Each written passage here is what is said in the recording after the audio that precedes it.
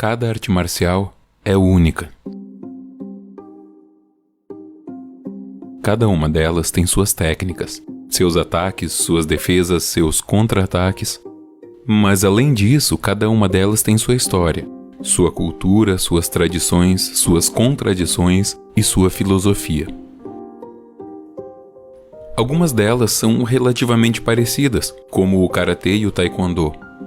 Outras são muito diferentes, como o aikido e a capoeira. Algumas são relativamente novas, como o jeet kune do, e outras são muito antigas, como o jiu-jitsu. O termo artes marciais vem do latim, Mars. O termo vem de Marte, o deus da guerra. Partindo dessa etimologia, parece até contraditório que as artes do deus da guerra, em sua maioria, defendam a busca de soluções pacíficas sempre que possível.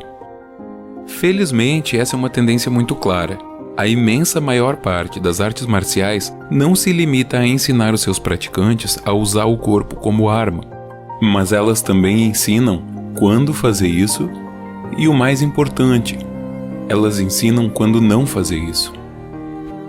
Aqui no Ocidente, nós somos acostumados a pensar que a filosofia mora nos livros, que eles são a única forma de aprender, comunicar e preservar a filosofia, e todas as outras são formas secundárias ou inferiores. Em diversos lugares do Oriente, essa limitação não se aplica da mesma forma.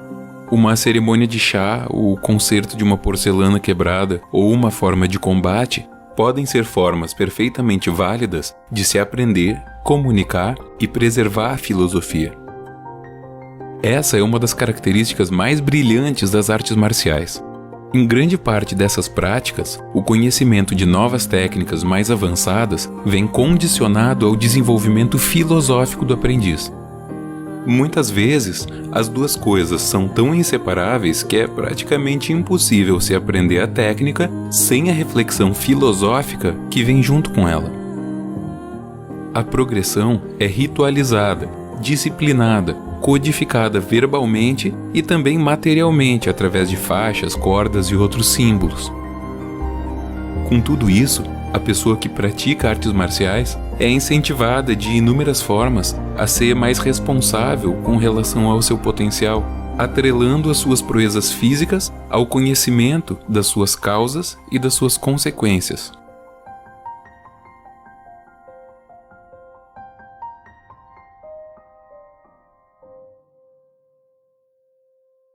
Existem diversos estudos acadêmicos que demonstram que, na prática, essa associação entre o desenvolvimento físico e filosófico dá resultados.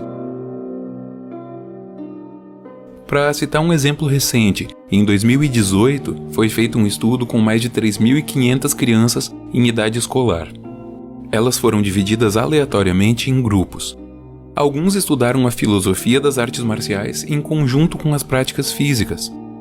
Outros somente estudaram a filosofia das artes marciais.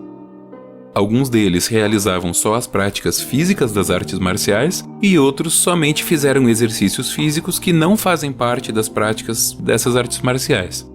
E os únicos grupos que apresentaram melhorias significativas nas suas relações escolares foram aqueles que realizaram as práticas físicas ao mesmo tempo em que estudavam a filosofia. Agora, essa filosofia muda de acordo com qual arte marcial você está estudando. Algumas delas sintetizam os seus valores de formas relativamente simples de se entender. É o caso do taekwondo, por exemplo, que tem 5 princípios que guiam a prática. A cortesia, que consiste em tratar com respeito, justiça e generosidade aos outros e a si mesmo. A integridade, que consiste em ter honestidade e honra para com seus princípios e a sua palavra.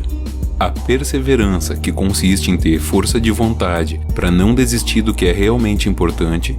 O autocontrole, que consiste em não ceder aos impulsos primários quando eles conflitam com a razão. E o espírito indomável, que consiste em ter coragem e bravura para se lutar pelo que acredita, independente dos riscos.